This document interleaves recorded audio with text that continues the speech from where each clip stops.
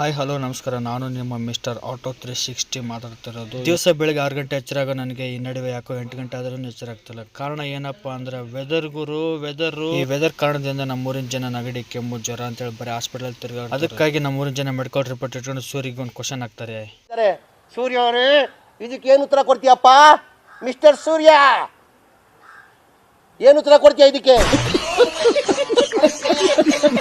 ಸೂರ್ಯ ಬಂದ್ರೇನು ಬರಲಿಲ್ಲ ಅಂದ್ರೂ ನಮ್ಮ ದುಡಿಮೆ ಮಾತ್ರ ನಿಲ್ಲಲ್ಲ ಅಂತ ಗಾಡಿ ಕ್ಲೀನ್ ಮಾಡ್ಕೊಂಡು ಸ್ನಾನ ಮಾಡ್ಕೊಂಡು ದೇವಸ್ಥಾನಕ್ಕೆ ಹೋಗ್ಬರೋಣ ಅಂತ ಹೋದಾಗ ನಾನು ಕರೆಕ್ಟ್ ಹೋದ ಟೈಮ್ನಲ್ಲಿ ಮಂಗಳಾರತಿ ಮಾಡ್ತಾ ಇದ್ದೆ. ಇವತ್ತಾದಂಗೆ ಆಗಲಿ ಮಾದಪ್ಪನ ಜಾತ್ರೆ ಅಂತ ವಿಭೂತಿ ಹಚ್ಕೊಂಡು ಗಾಡಿ ತಗೊಂಡು ಸ್ಟ್ಯಾಂಡಿಗೆ ಹೋದೆ. ಗಾಡಿ ತಗೊಂಡೋಗಿ ನಮ್ಮ ಸ್ಟ್ಯಾಂಡಿಗೆ ಹಾಕಿ ಒಂದು ಟೀ ಕುಡಿಯೋಣ ಅಂತ ಕುಡಿದು ಆಮೇಲೆ ಯಾವುದಾದ್ರೂ ಬಾಡಿಗೆ ಬರುತ್ತಾ ಇಲ್ಲೋ ಅಂತ ಆಲೋಚನೆ ಮಾಡ್ಕೊಂತ 11 ಗಂಟೆವರೆಗೆ ಕಾದು 11 ಗಂಟೆಗೆ ಅಂತೂ ಇಂತೂ ಒಂದು ಬಾಡಿಗೆ ಬಂತು ಅಂತ ಖುಷಿಲಿಂದ ಹೋದ್ರೆ ಕೆನೆ ಮೇಲೆ ಒಂದು ದೊಡ್ಡ ಕುಣಿ ಇತ್ತು. ಆ ಕುಣಿ ನೋಡಿ ನಾನು ಗಾಬರಿ ಆದ. ಆದ್ರೆ ಆ ಕುಣಿ ನಾನು ನೋಡಿ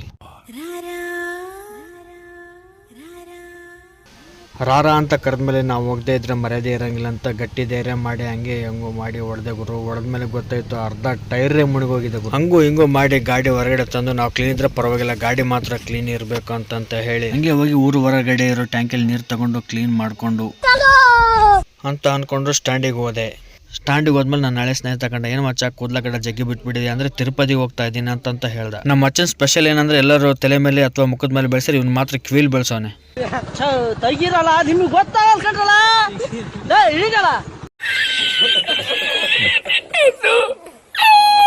ಓಕೆ ಫ್ರೆಂಡ್ಸ್, ಇವತ್ತಿನ ವಿಡಿಯೋ ಇದಾಗಿತ್ತು.